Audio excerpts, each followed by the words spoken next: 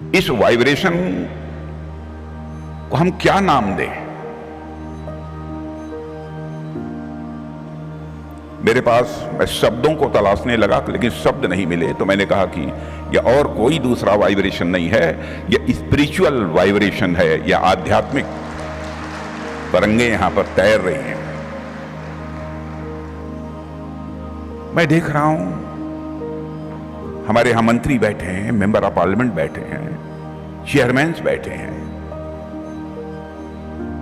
शायद यदि किसी राजनीतिक पार्टी की कोई सभा होती है तो लोग कहते मंत्री जी हैं, उनको मंच पर बुला लो, सांसद जी हैं, मंच पर बुला लो।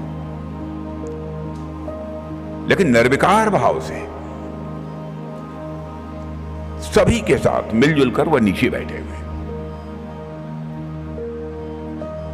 इस स्थान का करिश्मा है कि इस प्रकार के भाव चाहे कोई कितनी भी ऊंची कुर्सी पर क्यों न बैठा हुआ हो, उसके अंदर पैदा होते हैं।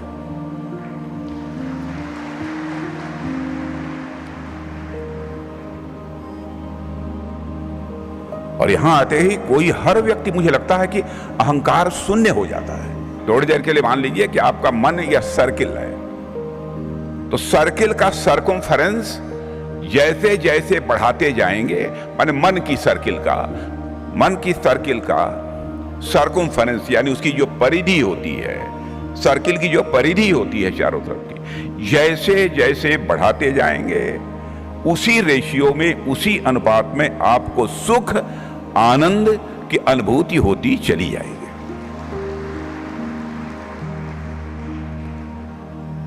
और आपने कहा कि सुख की बात आपने कर दी, आनंद की बात कर दी, लेकिन परमानंद भी तो होता है। परमानंद की कोई सीमा नहीं होती है। परमानंद जिसको प्राप्त हो गया उसको तो परमात्मा की प्राप्ति हो गई।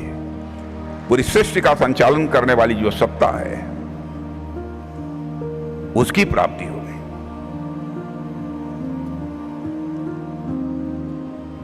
अद्भुत वाइब्रेशन है।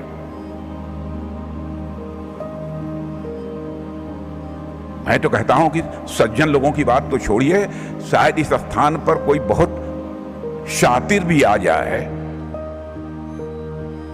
और हमारी ब्रह्म कुमारी बहनें जो यहां पर मौजूद हैं, इन लोगों का सानिध्य मिल जाए, इन लोगों की बातें सुन ले, वह भी सन्यासी बन जाएगा।